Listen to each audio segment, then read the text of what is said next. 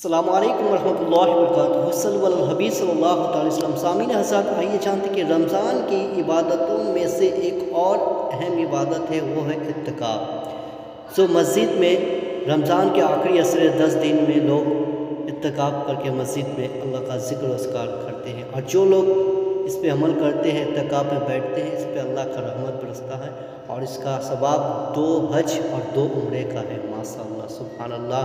तो कोशिश करें इस माह रमज़ान में आखिरी रमज़ान समझ के अल्लाह का ज़िक्र अस्कार करते हुए आप मस्जिद में 10 दिन इत्तिकाफ़ में बैठे और कसरत से इबादत करें। ज़्यादा फजूल की लोगों से बातें ना करें, मोबाइल यूज़ ना करें, और अगर ऐसे आप करते हैं तो आपका इत्तिकाफ़ टूट जाता है। इससे अब बेहतर है कि आप बाहर जाके ये सब करें और मस्जिद से अंदर निकल जाएं। तो इत्तिकाफ़ की फ़जीलत ये है, कोशिश रहे इत्तिकाफ़ में आप बैठे तो लोगों से ज़्यादा ना बात करें।